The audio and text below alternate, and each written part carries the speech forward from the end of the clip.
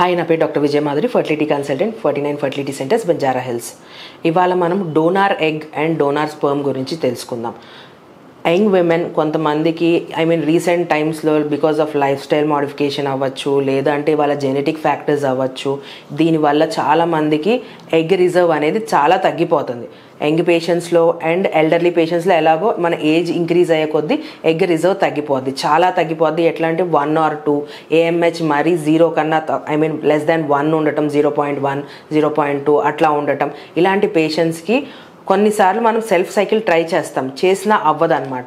అలాంటి పేషెంట్స్కి ఎవరైతే ప్రెగ్నెన్సీ కోసం కీన్ ఉన్నారో వాళ్ళ కన్సర్న్ తీసుకొని ఎగ్ డొనేషన్ ప్రోగ్రామ్ అని చేస్తాం. ఈ ఎగ్ డొనేషన్లో మనము యంగ్ లేడీస్ 23 years నుంచి 28 years ఏజ్ మధ్యన మనం, లేదంటే కొన్నిసార్లు 30-35 వరకు కూడా తీసుకుంటాం.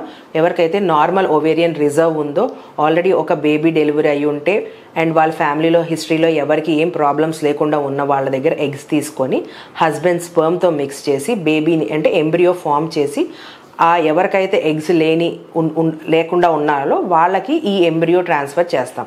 అలాంటి ఎగ్ డొనేషన్ ప్రోగ్రాంలో సక్సెస్ అయ్యి ప్రెగ్నెన్సీ వచ్చిన వాళ్ళు చాలామంది ఉన్నారు. మన ART గైడ్లైన్స్ ప్రకారం పాసిబుల్ ఇండియాలో. సో కానీ పేషెంట్ టు పేషెంట్ వేరీస్ అనమాట. ఫస్ట్ మీరు మా దగ్గరకు వచ్చిన తర్వాత మీ బ్లడ్ టెస్ట్ అన్ని చెక్ చేసుకొని, మీ స్కానింగ్ చూసుకొని, మీ ఎగ్ రిజర్వ్ ఎలా ఉందో చూసుకొని, ఆ బేసిస్ మీద మీకు ఎగ్ ఫ్రీజింగ్ ఆర్ ఎగ్ డొనేషన్కి ఎలా వెళ్ళాలి అనేది మీకు ఎక్స్ప్లెయిన్ చేస్తాం అనమాట. ఇది ఒక ఆప్షన్. అండ్ ఇంకొకటి స్పర్మ్ డొనేషన్ అనమాట.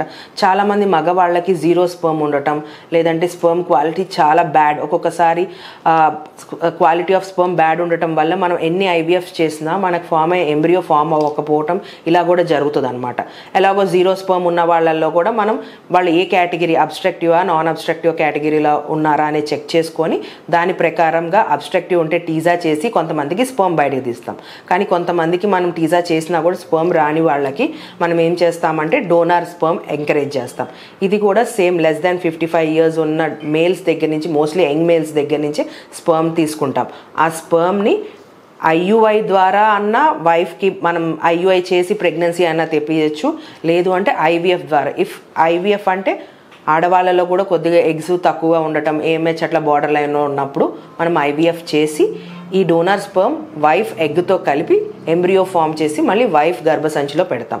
సో ఈ ఎగ్ డొనేషన్ అండ్ ఈ స్పర్మ్ డొనేషన్ రెండు మన ఇండియాలో చేసుకోవచ్చు, ప్రాబ్లం ఏం లేదు. కానీ ఫస్ట్ థింగ్ మనము స్పర్మ్ని కానీ ఎగ్ని కానీ ఇవాల్యుయేట్ చేస్తాం అనమాట. అసలు వాటి క్వాలిటీ ఎలా ఉంది, వాటికి అసలు అట్లీస్ట్ ప్రెగ్నెన్సీ ఇచ్చే ఛాన్సెస్ బెటర్ ఉన్నాయా లేదా అనేది చెక్ చేసుకుంటాం.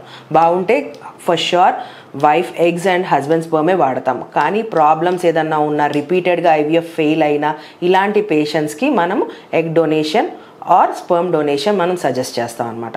దీని గురించి మీకు ఇంకా క్లియర్గా తెలుసుకోవాలంటే మీరు డైరెక్ట్గా మా 49 ఫర్టిలిటీ సెంటర్స్కి రావచ్చు, మీ డౌట్స్ అన్ని క్లియర్ చేస్తాం. Thank you.